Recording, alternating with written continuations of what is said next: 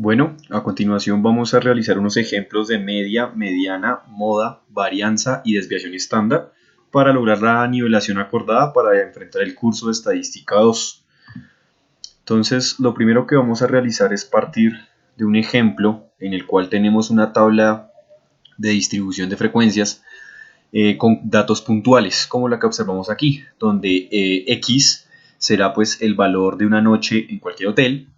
F minúscula será el número de veces que se ocupó dicha habitación, que tenía un valor determinado, y F mayúscula será la frecuencia absoluta acumulada. Y pues tendremos una columna nueva a la derecha que será el producto X por F, es decir, el producto de la columna valor de una noche en el hotel con la columna de frecuencias. Entonces, para entender un poco la tabla, simplemente es, por ejemplo, cuando nos dicen que X es 75, ese es el valor que tenía una noche en un hotel determinado y se ocupó 30 veces esa habitación.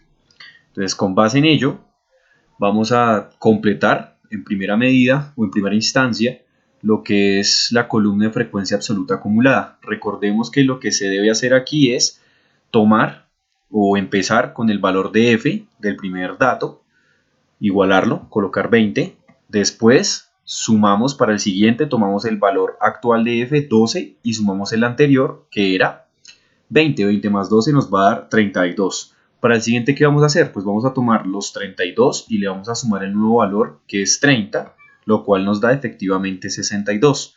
Para el siguiente, será simplemente tomar los 62 que teníamos y sumarlo con 22 y así sucesivamente con cada uno de los valores. Algo importante es que el último valor de la columna de la frecuencia absoluta acumulada debe coincidir con el valor total, de la frecuencia, de las frecuencias como tales, de esta columna. O sea, la sumatoria de esta columna nos debe dar igual al valor último de la columna de frecuencia absoluta acumulada. Luego, ¿qué hacemos? Pues completamos también la columna X por F, en la cual lo único que se hace es tomar el valor correspondiente de X, que aquí vemos es 60, lo multiplicamos por su correspondiente de F, que es 20, y su resultado será 1200. Lo mismo hacemos, por ejemplo, con X igual a 80, multiplicamos por su respectivo valor de F, que es 22, 80 por 22 nos va a dar 1760, y así con cada uno de los valores para poder completar la tabla.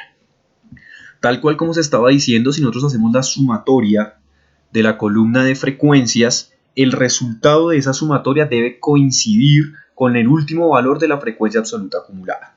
Pues una forma de corroborar que el cálculo está bien hecho.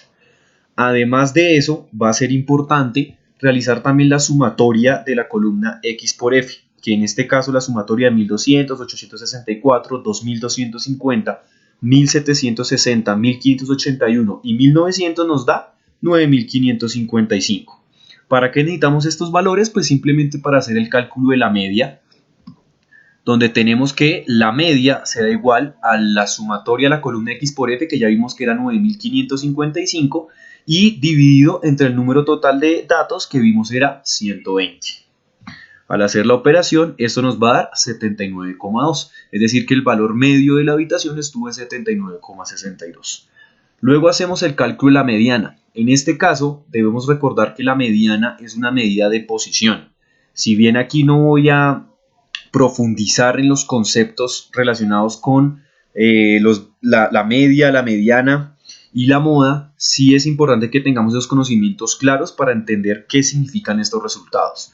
Entonces, la posición se determina simplemente tomando el valor total de datos y dividiendo entre 2. Como en nuestro caso, o en el ejemplo de la tabla que estamos estudiando, el valor total es 120, simplemente lo dividimos entre 2 y ese valor es 60.